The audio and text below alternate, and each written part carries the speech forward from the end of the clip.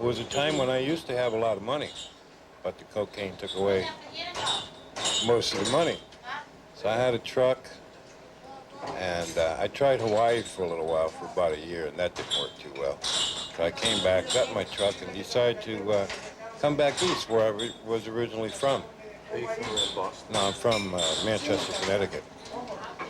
So I drove around New England for a little while, and I had a nice truck, but I had altered my plates to make them look like they said 86. Well, in Newport, Rhode Island, they took away the plates, and in Bristol, Rhode Island, they took away the truck. So I took my last $20 and I wound up in Boston, and the first thing I ever heard about was, the Shattuck Shelter.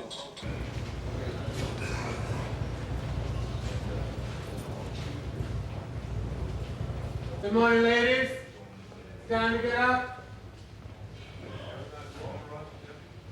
This is the Shattuck Shelter in Boston, Massachusetts.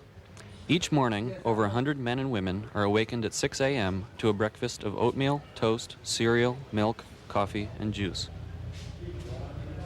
The Shattuck is one of 20 shelters in the city, which all told house about 2,000 people nightly. On the streets, it's often called the Cadillac of shelters.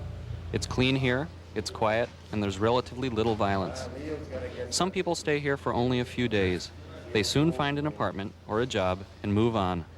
Others have a more difficult time leaving. A combination of personal tragedy and inflated housing costs keep them either on the street or in shelters for the rest of their lives.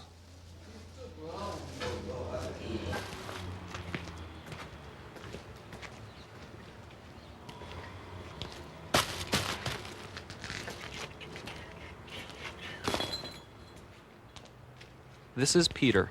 Peter the collector. Peter the back alley browser, the urban archaeologist. Peter the picker of trash, the ex-hippie. Peter the alcoholic.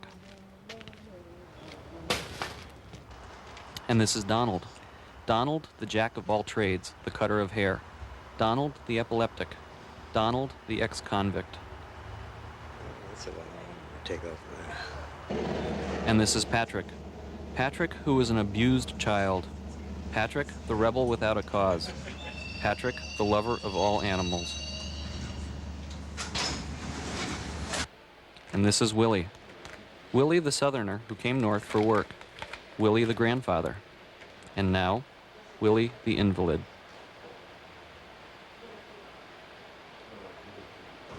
These are 4 men who all live on the fringe.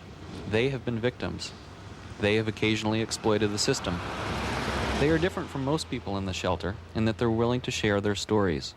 They do not ask for compassion. They ask only to be seen as individuals. They are the survivors.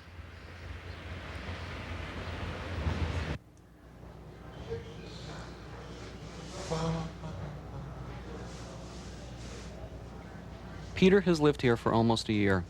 He works in the shelter's clothing room during the week and washes dishes on weekends. Eventually, he hopes to save enough money to leave the shelter.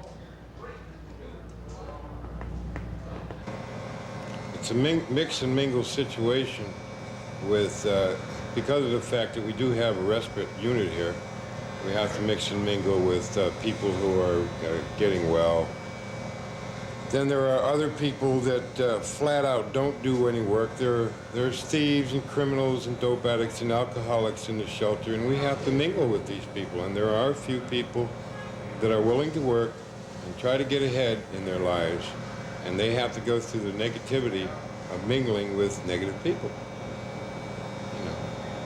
There's a fair percentage of the people in here that work and try to get their lives together. And there's a fair percentage of people in here who really don't give a shit. And they're professional scumbags, professional. They won't lift a finger to do anything for themselves, and yet they want to be treated just like as if they were at the Ritz, literally. And that's not figuratively. That's literally.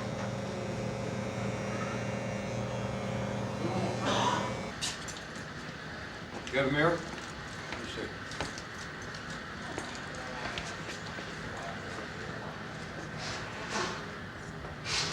Oh, that's beautiful.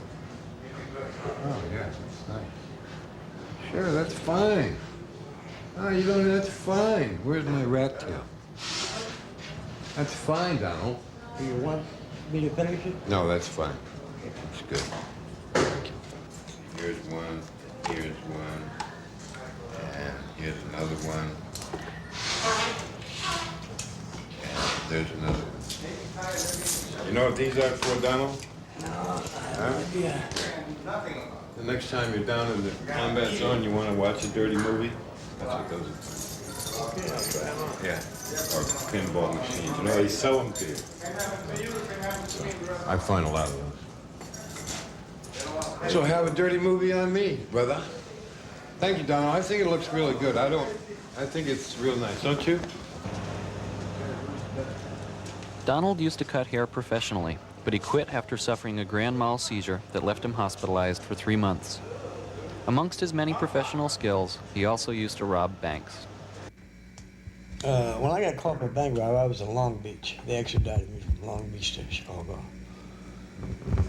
The feds just drove up to me. I'm waiting for a bus.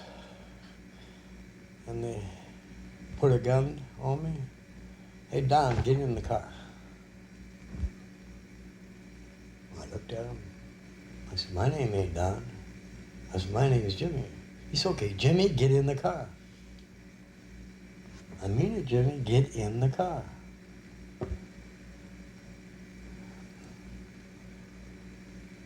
I said, okay.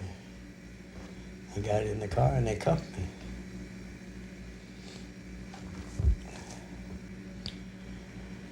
And when they gave me that 20 years and I was 44, I just couldn't see no daylight at all. As far as I'm concerned, you give me a, 99, it was the same thing. So after I was there about 3 or 4 months, I decided I'd commit suicide. And realized later that I didn't have the nerve to kill myself. Just didn't have it. I could have killed someone else, but not myself. So I decided I'd let some con do it for me. So I become a stool pigeon. But only about one thing, homosexuality in prison. So, and when I see a young man having a hard way to go because somebody's trying to do something to him, first I'd give the guy warning. I'd tell him, listen man, I'll write a note to the warden if you don't get off the kid's back. And if he didn't do it, I would write a letter to the warden. Or I'd walk over to an officer and tell him, And instead of becoming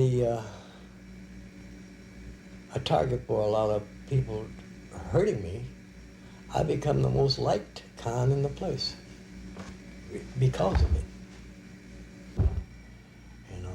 I think a recommendation that nobody should do over 3 years, because as soon as you get past 3 years, time starts becoming easy. And nobody should do more than 3 years, because if they do more, they become institutionalized, and then you have no punishment for them. Like, many times I wish I was back, in prison, because it's old home. And it's very easy to become institutionalized. It's very easy.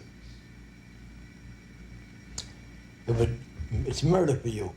It'd be murder for you, But after 3 years, it wouldn't be. Corporal, why don't you have a seat? Why don't you refresh yourself with the rules over here? Good evening, Shattuck Shelter. May we Read help this you? case and then we'll talk.